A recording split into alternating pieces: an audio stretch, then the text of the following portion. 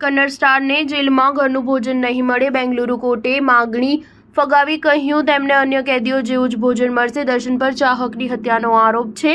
Kannada film star દર્શન ધુગદીપાને જેલમાં ઘરનું ભોજન નહીં મળે, બેંગલુરુ કોર્ટે કન્નડ ફિલ્મ સ્ટારની જેલમાં ઘરનું રાંધેલું ભોજન માંગવાની અરજી ફગાવી દીધી છે। કોર્ટમાં સુનાવણી દરમિયાન દર્શનના વકીલે દલીલ કરી હતી કે એક અભિનેતા હોવાના કારણે દર્શન માટે સ્વસ્થ આહારનું પાલન કરવું જરૂરી છે, જેથી તે પોતાની શારીરિક અને સ્નાયુબદ્ધ શરીરને જાળવી શકે। હાલમાં તેઓને જેલમાં આપવામાં આવતા ખોરાકમાંથી યોગ્ય પોષણ મળતું નથી, જેના કારણે તેઓએ ઝાડા અને પેટ સંબંધિત અન્ય રોગોથી પીડાઈ રહ્યા છે। દર્શને આપેલી આ દલીલ પર સ્પેશિયલ પબ્લિક પ્રોસિક્યુટર પી પ્રસન્ના કુમારે પોતાનો પક્ષ રજૂ કરતા કહ્યું કે દર્શનને જેલમાં કોઈ ખાસ ટ્રીટમેન્ટ ન આપવી જોઈએ। આ પછી દર્શનની તમામ દલીલોને ફગાવી દેતા બેંગલુરુ કોર્ટે તેનું ઘરનું રાંધેલું ભોજન ખાવા સહિત અન્ય સુવિધાઓ આપવાનો ઇનકાર કર્યો અને સ્પષ્ટ કહ્યું કે કન્નડ અભિનેતાને પરપણના અગ્રહારા જેલમાં કોઈ વિશેષ સુવિધા નહીં મળે, તેમને જેલમાં અન્ય કેદીઓની જેમ ભોજન આપવામાં આવશે। આ દિવસોમાં દર્શન 33 વર્ષના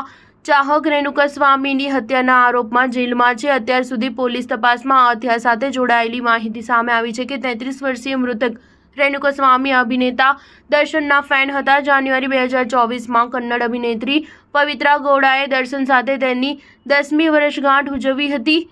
આ કારણે તેમના સંબંધો વિવાદમાં આવ્યા, કારણ કે દર્શન પહેલેથી જ પરિણીત હતા।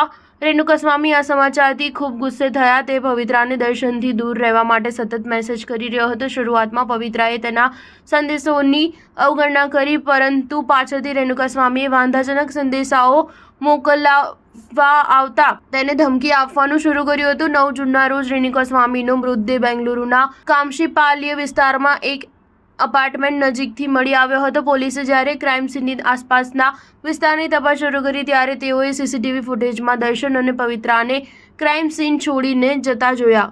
સ્ટાર ન્યૂઝ 7 હંમેશા સચ્ચાઈની સાથે।